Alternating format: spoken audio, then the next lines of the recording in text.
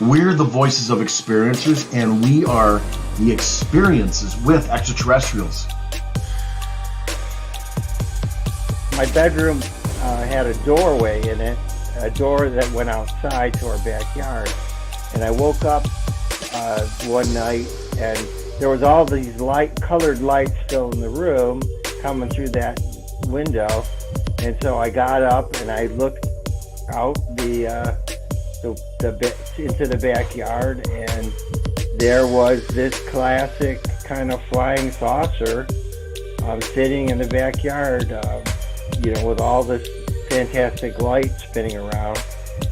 But of course it scared me, and I ran through the house to into the basement. It's the only place I could think of to hide. And I ran down to the darkest corner of the basement I could find, and I could still see the lights coming through the windows in the basement, kind of moving and flashing. And then I heard, somebody coming down the stairway, hearing footsteps, which was actually quite terrifying. And, I hear the footsteps come down and then see this shadow come around, and in the way I remember it in the dream is or whatever my original memory was seeing literally like a little green man, like you would imagine, the classic kind of thing with a ray gun pointing at me, and that was the last thing I remember. And then over the years, I've regressed back into that, and it's kind of interesting. I've gotten more and more detail about that experience, but the being, as I looked at it, changed. I saw more and more when I regressed the first time, then I saw more as a upright being, more humanoid in a suit, but I still couldn't make out the face. And then more recently with Mary regression, I started to tune into the face. It's time for disclosure. It's time for truth, because truth brings powerful transformations. Say this before I forget, experiencer, I hope you learned that the two places you don't want to go, the basement and the attic, when you get scared. So. We're the voices of change and profound evolution. I'm wondering, to the experiencer, how frightening this was.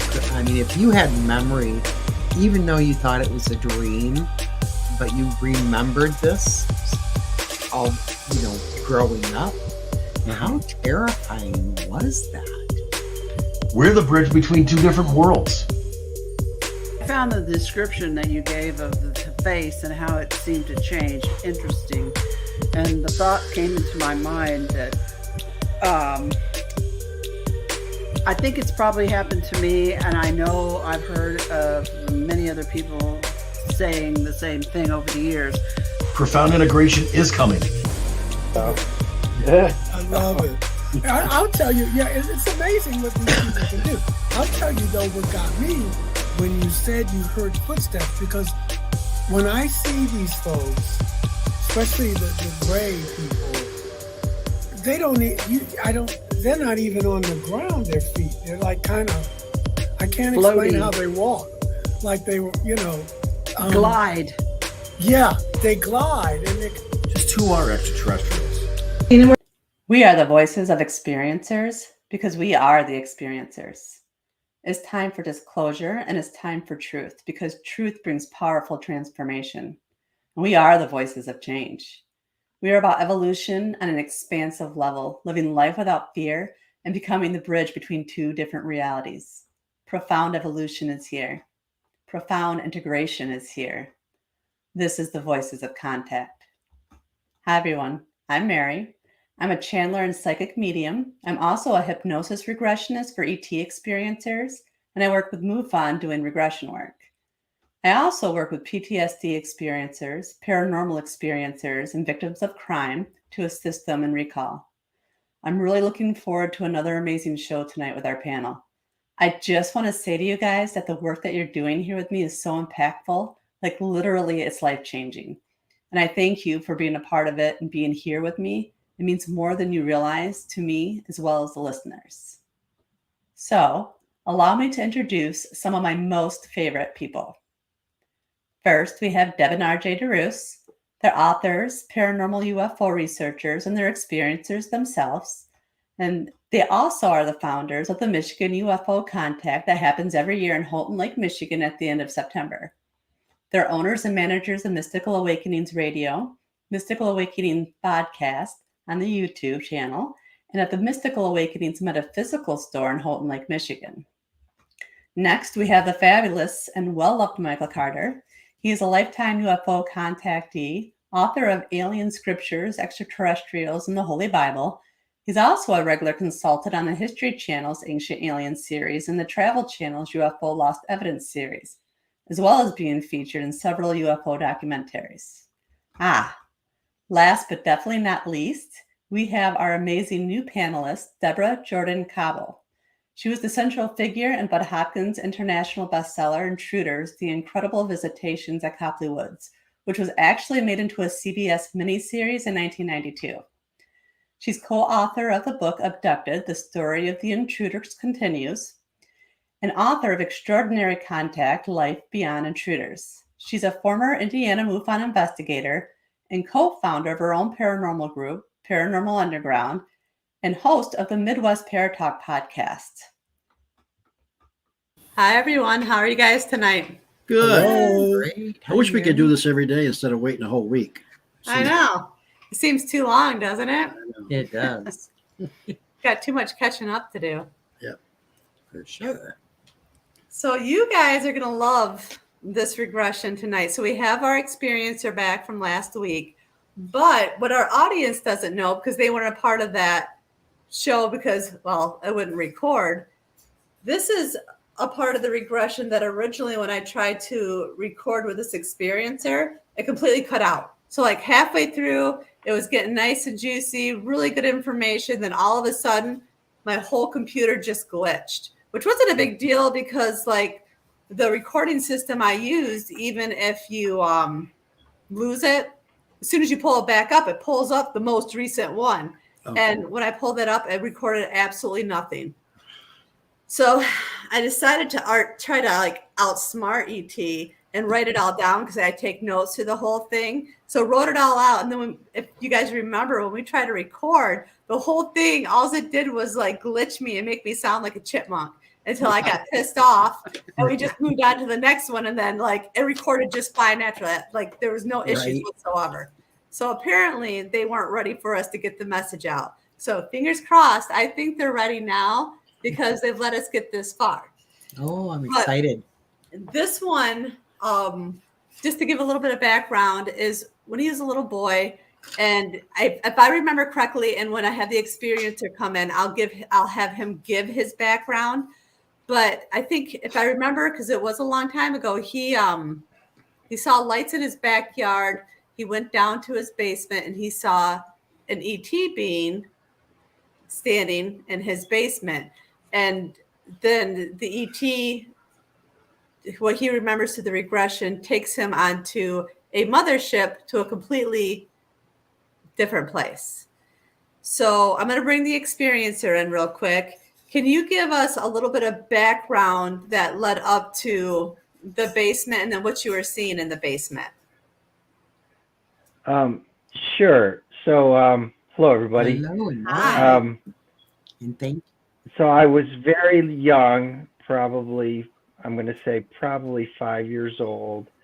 And I will say also that for most of my life, until I kind of had a glimpse of what was going on, as I started putting two and two together, that I always chalked this off as just this very vivid, amazing dream I had when I was 5 years old and remembered my whole life, but until I kind of realized it was more than that. So I had my bedroom had a doorway in it, a door that went outside to our backyard. And I woke up one night and there was all these colored lights filling the room coming through that window. And so I got up and I looked out into the backyard, and there was this classic kind of flying saucer sitting in the backyard, with all this fantastic light spinning around. But of course it scared me, and I ran through the house to into the basement. It was the only place I could think of to hide. And I ran down to the darkest corner of the basement I could find, and I could still see the lights coming through the windows in the basement, kind of moving and flashing, and then I heard, somebody coming down the stairway, hearing footsteps, which was actually quite terrifying. And I hear the footsteps come down, and then see this shadow come around, and in the way I remembered in the dream is or whatever my original memory was seeing literally like a little green man, like you would imagine, the classic kind of thing with a ray gun pointing at me, and that was the last thing I remember. And then over the years, I've regressed back into that, and it's kind of interesting. I've gotten more and more detail about that experience, but the being, as I looked at it, changed. I saw more and more when I regressed the first time, then I saw more as a upright being, more humanoid in a suit, but I still couldn't make out the face. And then more recently with Mary regressions, I started to tune into the face, and that's actually a whole interesting thing too. That's kind of changed, but I'll just leave it at that. That's kind of the starting point. All right. So with this first clip, it's kind of like he described. He's a young boy, and he's in the basement, and he sees the being standing in front of him. So give me one moment. We're drifting and we're floating away from that scene. And we're going to move to the time when you were a young boy and you were in the basement, and that being is in front of you now. And I want you to describe him for me. Tell me what he looks like. Well, he's very large. He's holding this box, fireworks in holographic little toy, long fingers and nails. When I look at the skin, it does look kind of scaly. What does his face look like? Have him turn around and you'll be able to see his face clearly. Okay, it's like a long face, but it's weird. It's almost like it's shifting. Get a fix on it. Face I saw the last time, but now it looks a little different, or it's weaving back and forth. Like, am I looking at a hologram? Something underneath a hologram? Seeing like there's a hologram or something. It's Well, you're seeing multiple faces. like I'm seeing the face I saw the last time we looked at this, and then I'm seeing Blair, like it's almost like a bug, like manted kind of, or bug-like being.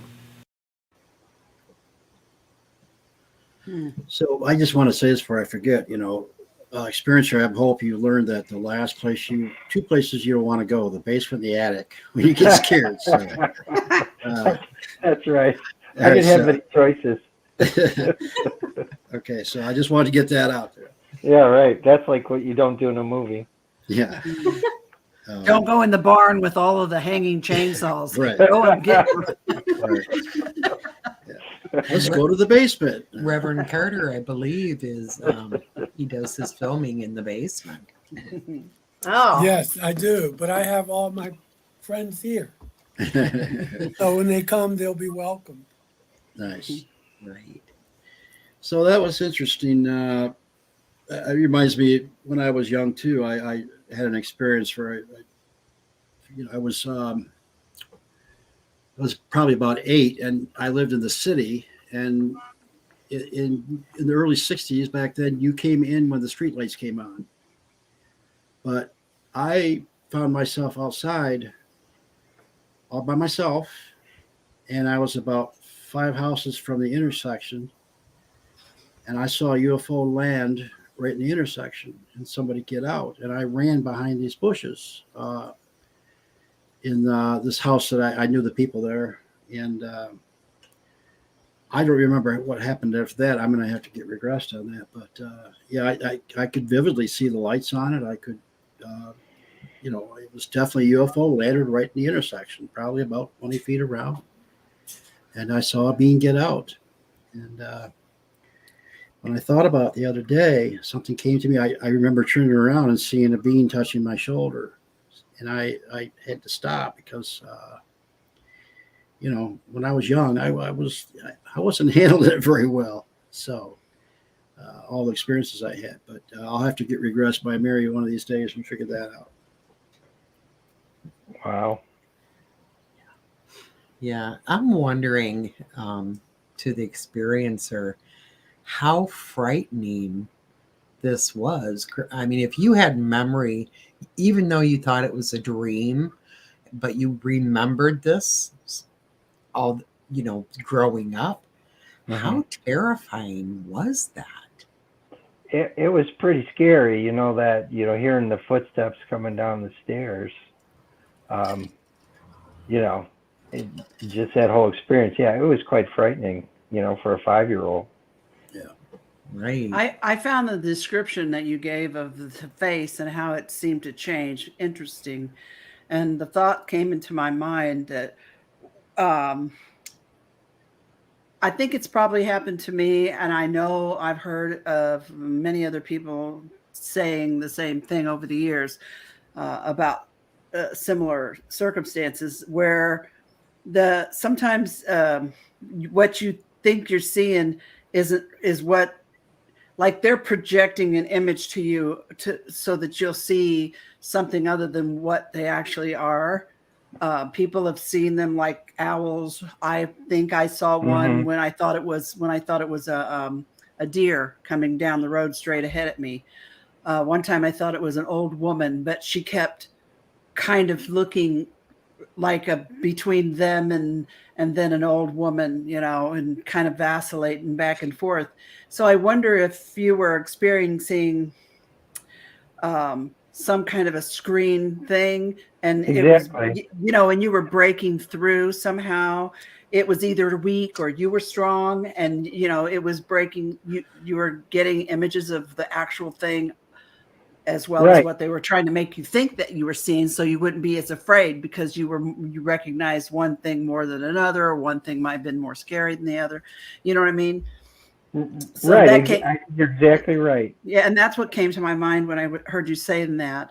Also, I had an experience once where I was seeing what I thought were people, but their faces, and I was only seeing them through the peripheral vision. If I looked straight directly in their direction, I couldn't see them. But when I looked away, I could see them in my peripheral vision, and I could see their body, and they were wearing the same exact clothes, and they were human shaped. But their faces were literally pixelated, as if someone had intent, like what you see on TV when somebody's trying to conceal their identity and they're pixelated, just their face. These dudes, just their faces were pixelated. And how that even works in your mind, I don't even know. But that kind of came to my mind as well. So I found that very interesting that, as a child, you would recognize that and realize that something was going on there. Even I didn't recognize it as a child. It was only when we looked at it in the regression because I sometimes I would try and draw. I'll draw what I see, but I was trying to draw this face because we did a regression before to try and see the face, and I could sort of see a face in my mind, but I had trouble drawing it. So I said, well, let's go back in and take a real hard look at the face. And then when we did that, it was like it started it started, like shifting, like it was changing before my eyes. And that's when it was like seeing the face under the face, the real one, I'm assuming, And who knows, maybe it was even your own mind. The human mind is so powerful. And I know from Yeah. personal experience that your mind will protect you from things that it doesn't think you can handle, and, to a point. And maybe, it came from you. Who knows where it came from? Nobody knows. But Right. When are you ready to see a giant intelligent bug in front of you? Yeah, I know. Right? Exactly. It takes a while to get to that point. Exactly. I don't know. I know some people that probably are never going to be ready for that. Yeah, for sure. Did you say that? But before you, did you say that you saw a little green person with a ray gun? That was in my original memory of the dream as a kid, Yeah. and then growing up, it was like your classic idea of a little green man with a ray gun. That's what I saw. I love it. I love it. I'll tell you, yeah, it's amazing what these people can do. I'll tell you, though, what got me when you said you heard footsteps, because when I see these folks, especially the gray people, they're not even on the ground, their feet. They're like kind of, I can't explain Floating. how they walk. Like they were, Glide. Yeah, they glide and they're kind of jerky, but I saw brothers walk like that down the street when I was living in the projects. Anyway, you can never cut that. Maybe This is the brother from another planet, but no. So they see, I'd have been terrified if I had heard footsteps coming down the basement. Wow. But so what, the other thing that was interesting where I said At 5 years old, wow. when I first remembered it, they was pointing a ray gun at me, but when I regressed into it, it wasn't a ray gun. It was this box that he handed to me, and he opened the lid, and it had this like amazing holographic fireworks coming out of it, and I went instantly from terror to like joy and fascination when he gave me that thing. Right, it worked beautifully. I was like, wow. They gave you a toy. Yeah.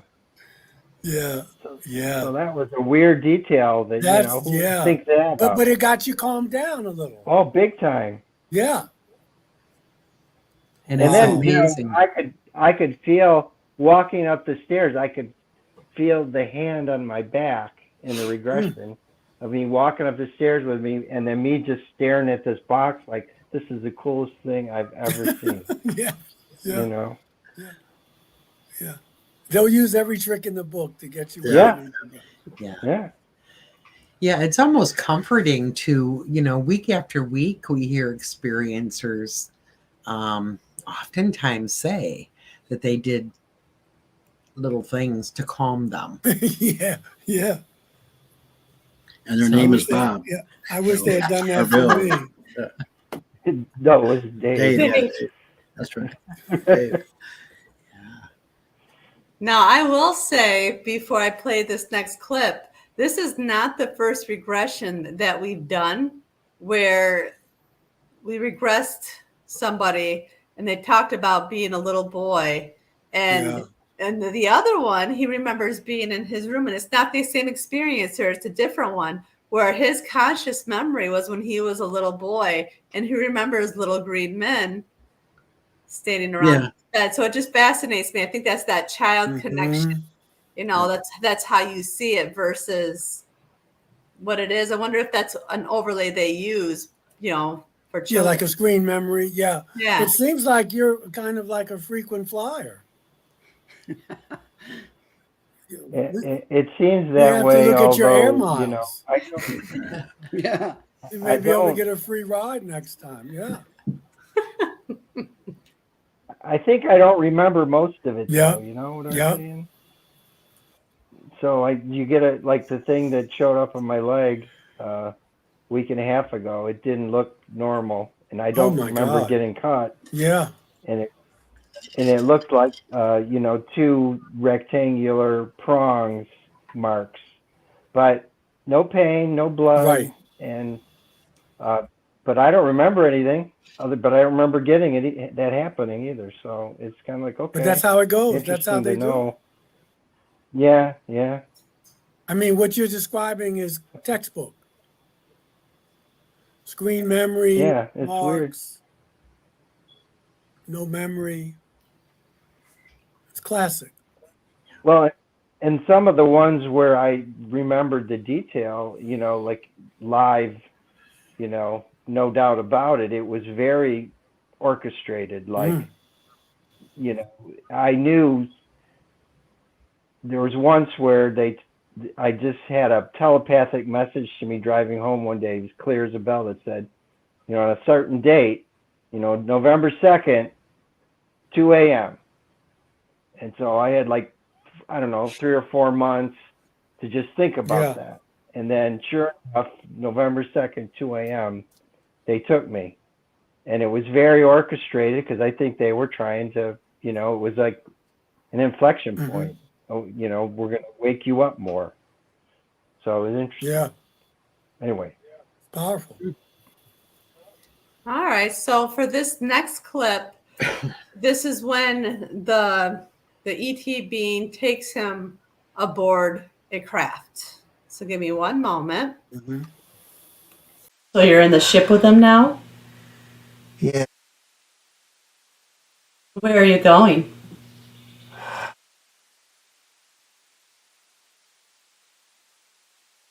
I think we're going to that mothership again. I thank you. I thank him for showing you what he actually was. Let's move forward now, where he's taking you to the mothership. You're on the mothership now. What do you see around you? It's a vast. It's like we're on like this soil, like earthen path, trees and forests and that look like kind of quaint and almost more natural building materials, but then I can see like other city-like structures in the distance and looking buildings too, glass bubbles that rise into the sky. Do you see anything in the village? I see houses and I see like beings that are kind of manted, like they're humanoid bodies, more with not claw so much, but a big flat triangular big eyes that are not bulging out so much, but more like flattened. Oh yeah, but they live on the ship. This is home. So let's move forward. And we're going to move forward to the building that the being is taking you to. And you're at that building now. And then she stops. Yeah. Well, that's the point, right? Suspense. So it's a little confusing. So that on the ship, the mothership, it was Earth-like. So Yeah, it was like a huge freaking city, or I can't say how enormous it was, but it was, trees and you know, an earthen path. It was like I was like walking through like a little village, you know, with houses, and people were out in front of their houses, like Like I mean, human it was people? very or- very quaint. No, they were these manted beings that had these big triangular heads, kind of manted, but you know, from the neck down, they were like humanoid, you know, regular arms and legs, as far as I could tell, and dressed, you know, in clothes, you know, almost like we wear. It was a trip, and you could, as you walk down the path, I could sense there was a little curvature, you know, like you were kind of. It slightly felt like you could look like it was slanting upward, as if there was like, you know, it's maybe spherical or something on a very large scale. But yeah, it was huge. So It go reminds ahead, me Michael. of. I'm sorry, No, go ahead. Rodrigo. No, I was just going to say it reminded me of some of the stories in the Upanishads and the Mahabharata where they're describing these flying cities, Yeah, but they're really they're ships, and right. these beings lived on them, but they call them flying cities. Yeah, it was definitely that. So I have to address the fact that during the recording, did you guys catch that it sounded like two male voices speaking at Yeah. the same time? Yeah, I did. What was that all about? I don't know. It sounded like there was some kind of overlay I heard too. Hmm. I didn't notice that before. Did you, Mary? Yeah, Yeah, I'm not that's- sure what that was. I would be interested to go back and play that and figure that out. That was because we've gotten that Yeah. before. Voices coming through during my That was regressions. Morse code, all Yeah. kinds of things. The Russian woodpecker. Well, yeah, we've had the Morse code going on really a couple, three, four Yeah. shows. Yeah, I know that because my dad was a ham radio operator, and so was my late husband. So I know all Right. about the Russian woodpecker. and our listeners notice it too, and they comment on it. So, Did they? Yeah. Yep. Yep. So I just want to ask, did you feel comfortable, almost at home being I there? did. Yeah. That was the sense I got. I That's mean, me I too. I don't know if that's because the regression, you know, you're just observing, but I didn't feel scared at all, and I felt very comfortable with this being who, the one part they didn't show in the clip was when I went on that ship. I'd been on the ship in the regression before and seen the being. But this time I saw the being in its true form, which was this incredible mantis that was like kind of glowing in light, golden light, and very much a full-blown mantis creature. But I just thought it was stunning, and it showed me its true form. It was wow.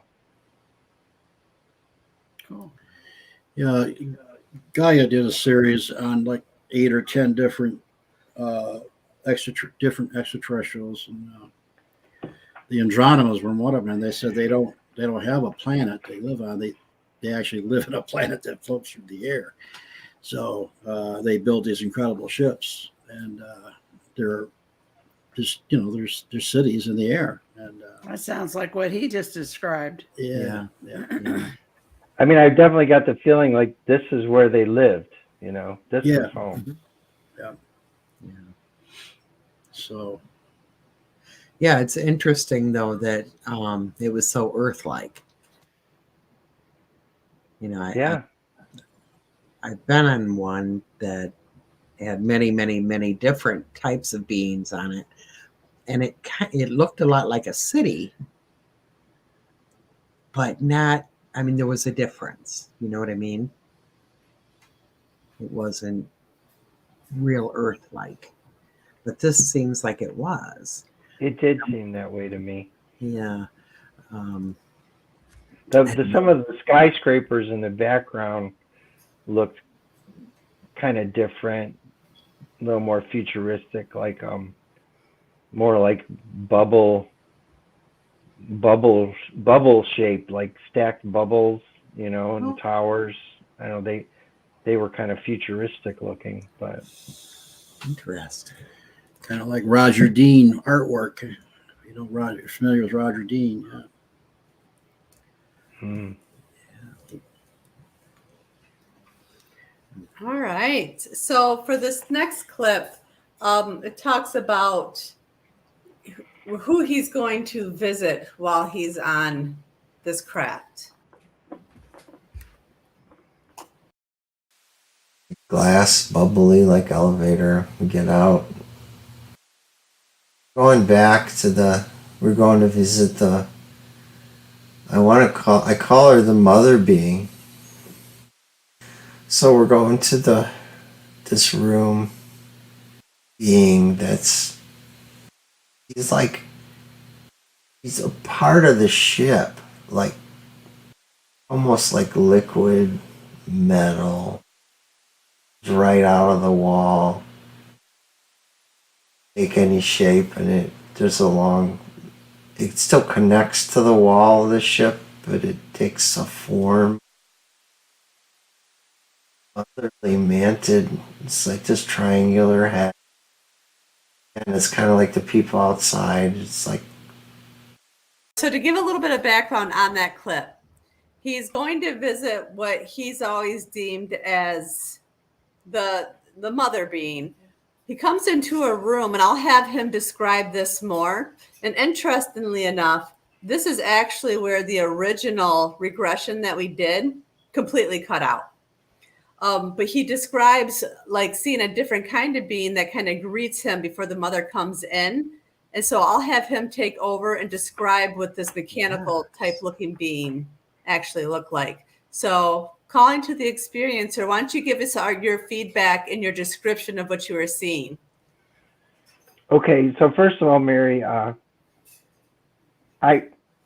you know, in the clip I was describing this mother being, but I don't remember another. Right now, I'm not remembering another being other than the manted being that brought me there.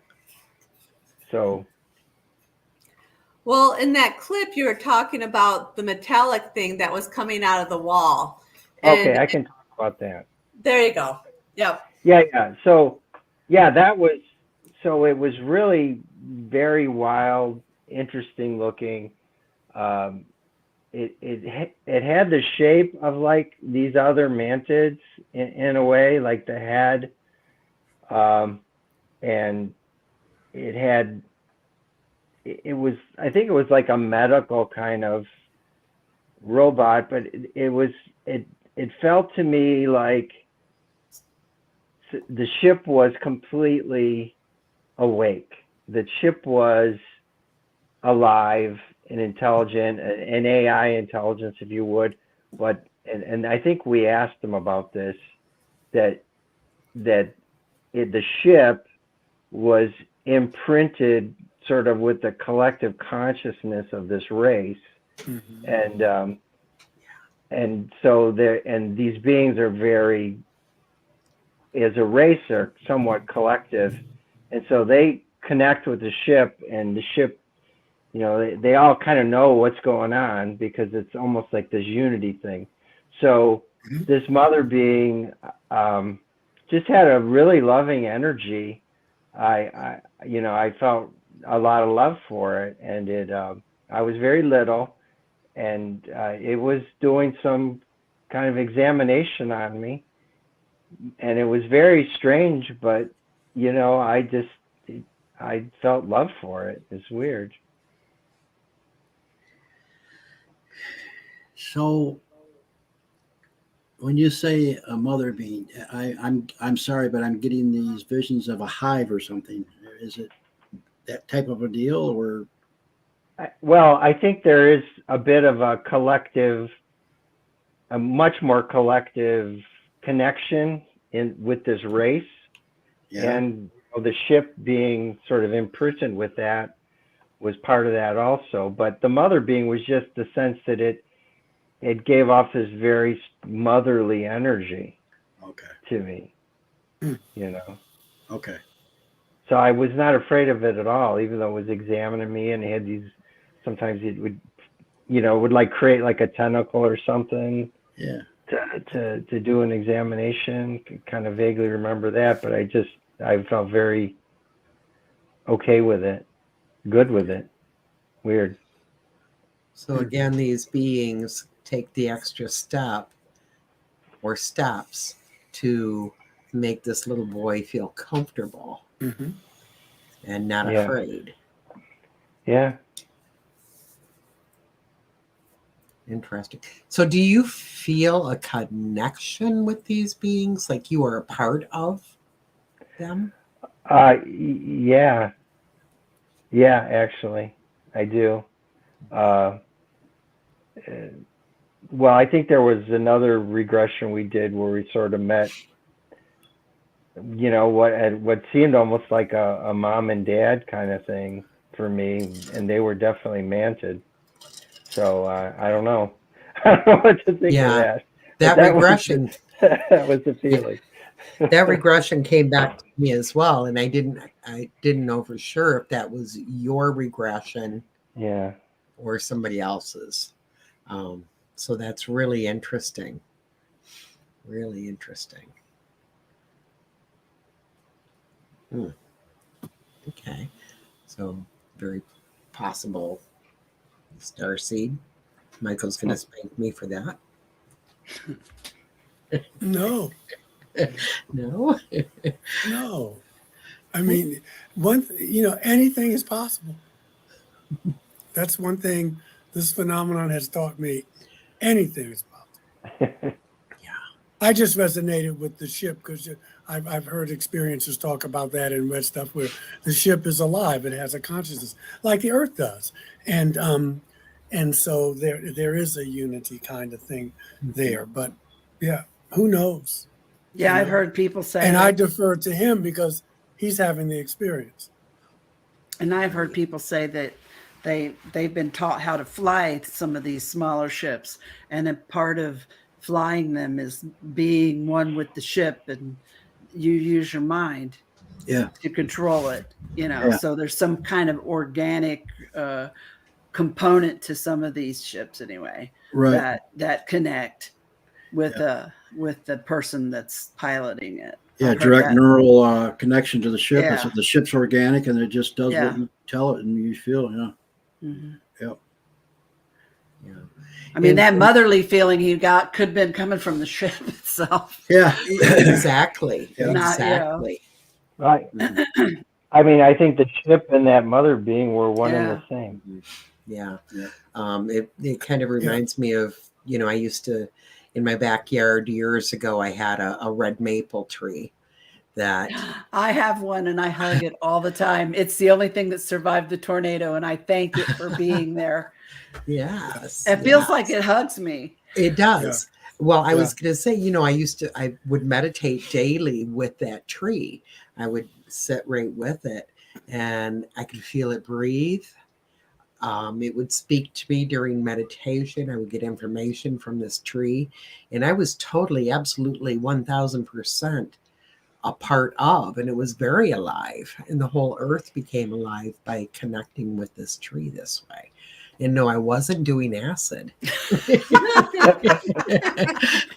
It's a very true story, but I think of that with him connecting with that ship and feeling like that ship was alive, because as Michael said too, it's like Mother Earth. It is alive. It's a living being. So yeah, that's pretty Good amazing. stuff. Very good. Yeah. Amen to that. Very good stuff. All right. So for the very last clip, it goes into more of describing the mother ET being and what they're kind of doing. Okay. Mm-hmm. The face is hard to pick up detail other than the shape. I feel like there's some slits to eyes, but the body almost feels like it takes on like it's wearing a some clothes and an apron that's kind of colorful, kind of like my mother on earth would wear, just to make, almost like I could project onto it or something. But it's really kind of feel a real love towards it.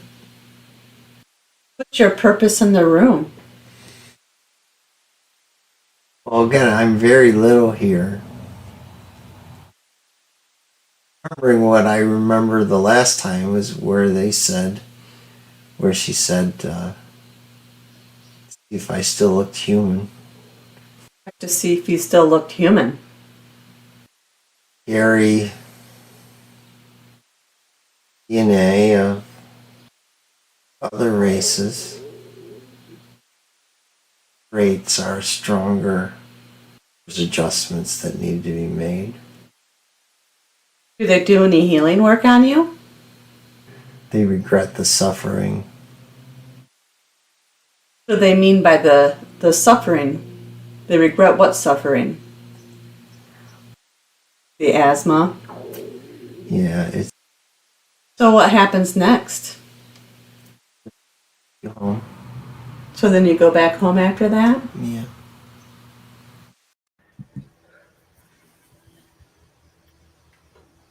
Interesting. Yeah. They want to see if he still looks human.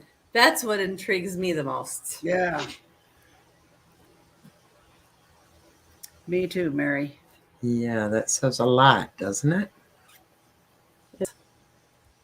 They talk about it, the DNA, the upgrades. And when I asked, it cut out a little bit, but when I asked about the healing, he always had severe asthma. And that's what they really regretted for the suffering, is because he dealt with asthma. And so maybe the experiencer can give a little bit of feedback on the asthma and the healing work. Yeah. So, because you asked, was there a healing? And they kind of regretted that they couldn't heal me, because that was part of kind of what I needed to bring in, or agreed to bring into this body, to sort of direct my experiences in my life in the right direction. I don't know what that is. Maybe humility, maybe being a little weaker. I think that I would, if I was physically strong and didn't have those issues, I may have become, might have somewhat of a military tendency, and that was not to be. So, when you're asthmatic, you can't go that direction. I think those are some of the things that have come to me over the years. So it was something I needed to carry for my development, and but they did check to make sure it wasn't going to kill me, so, because I almost died in the hospital from it. So, they were concerned about that. I have asthma too, and Yeah. and I mean it's much better than it was when I was a kid, but I still have it. Same But here. I resonate with that as well. There were a couple of times I almost died in the hospital, but I'm still here, and I'm sure Yeah. partly I got a little help from my friends. But I hear you, yeah, because I often wonder what I'm bringing this over. I sometimes I wonder, if in my last life, if I died from like asphyxiation or something like that can't get my breath, and then I brought it over. The only thing is I didn't have it for 6 months. I didn't get asthma until I was 6 months old. So who knows? But I resonate with what you're saying. Yeah, I had it as a child too. Yep. It does shape you, Oh doesn't boy, it? yeah, Yeah, it does. yeah. I have it as well.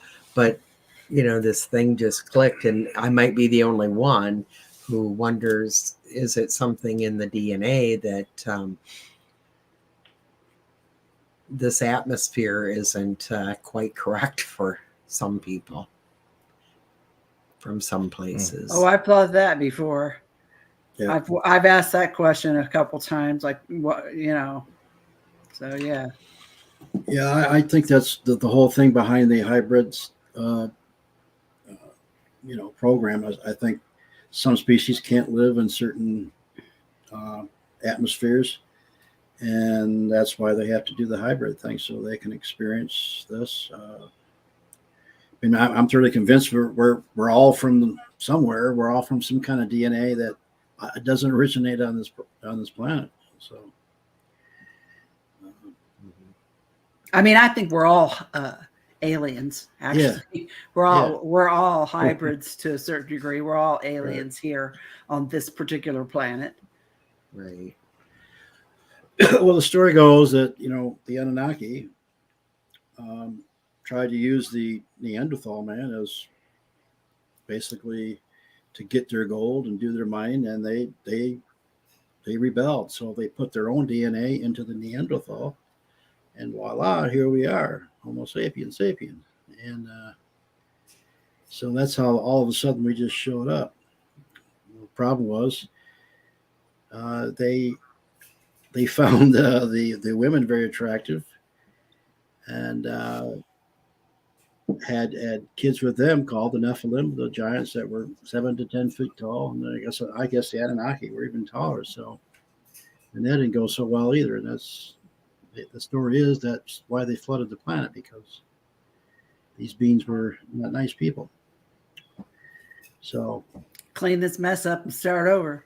Sometimes I wonder how many times we've actually started over. I don't have a lot of faith in the actual written human history. I mean, I do to a certain degree, but yeah, past I a agree with certain you. point, past a certain point, it's anybody's guess. Yeah. And I mean, it could be anything, Plato said about every 5,000 or 7,000 years, it's cyclical, that there's some type of catastrophic event. And then when you read Genesis, obviously we're coming out of an event that just happened even before. Yeah. So it does happen pretty right. And of course, Hopi and a lot of other indigenous people talk about these cataclysms that happen every several thousand years. So we could be getting ready for one now. Yeah, that's true. But we'll be back. That's right. Yeah, we'll be back. Always. Yep. Like, don't touch my stuff. I'll be back. We're tenacious. We're, if nothing, hard-headed as hell. Yeah, don't touch my stuff. Don't touch my stuff. I'm coming I'll be back. I'm putting that on my headstone. Don't touch my stuff. Don't touch my stuff. I'll be right back. Well, I did see one. Well, this is terrible. Someone had on the headstone, they said, "I told you I was sick." Yeah, I saw that. Oh my goodness. We have to cut these out, Mary. These are Oh man. Yeah, I told you I was sick. Oh my God, it's going to be so much fun in September. I can't. I'm not. But I will say this. No, I mean, listen, isn't it interesting that, we all have something that we kind of bring over with us that shapes us. I like the way how the brother said that. It does shape you. Yeah. And we all got something, you know what I mean? Yeah.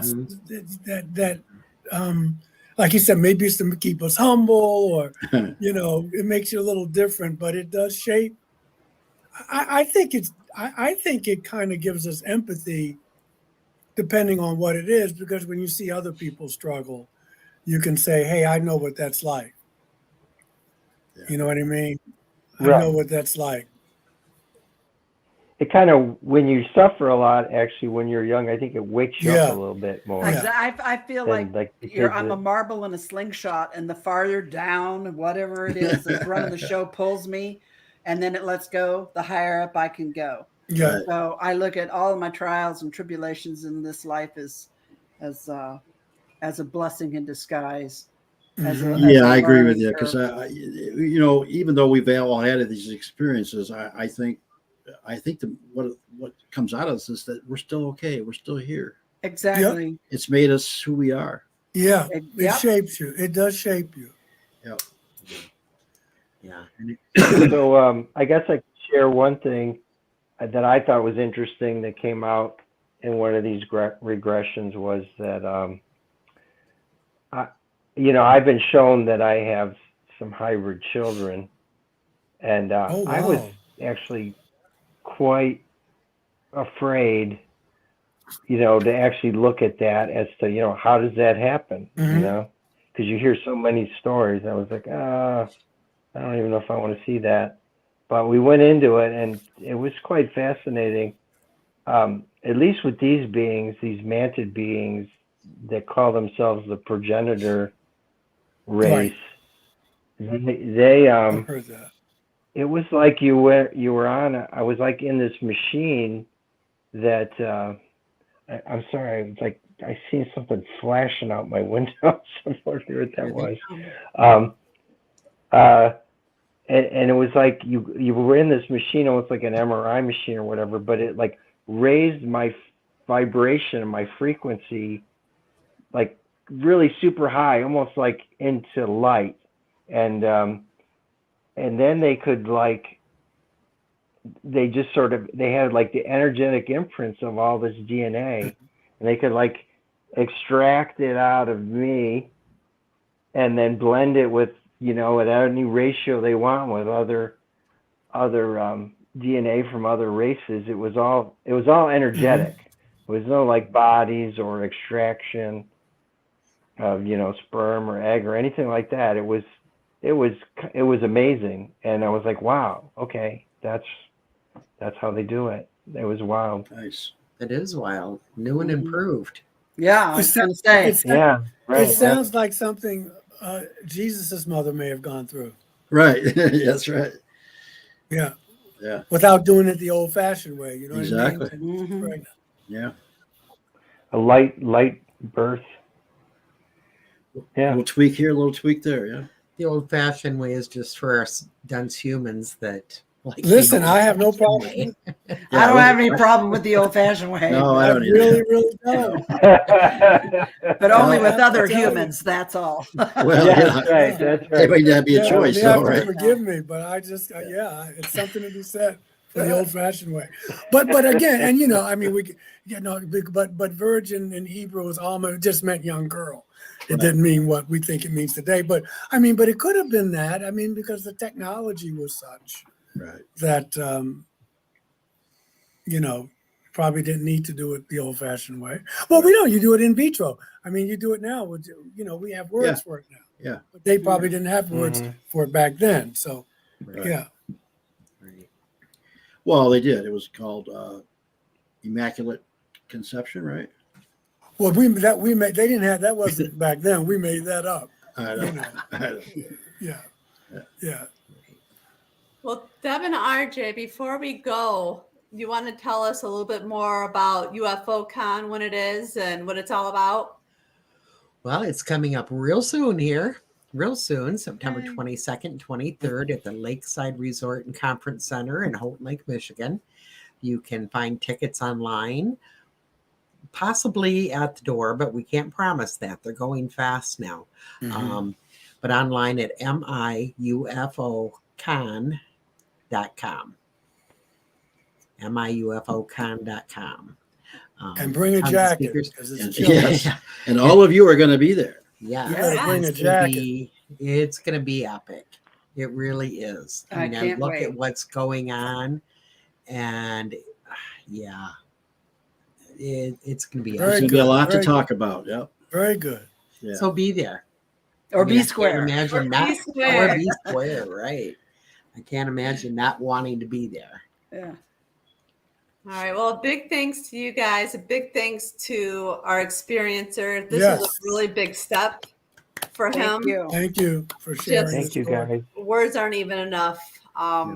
It's very much appreciated for the information that's going to be given to the audience. And a big thanks to the audience for tuning in.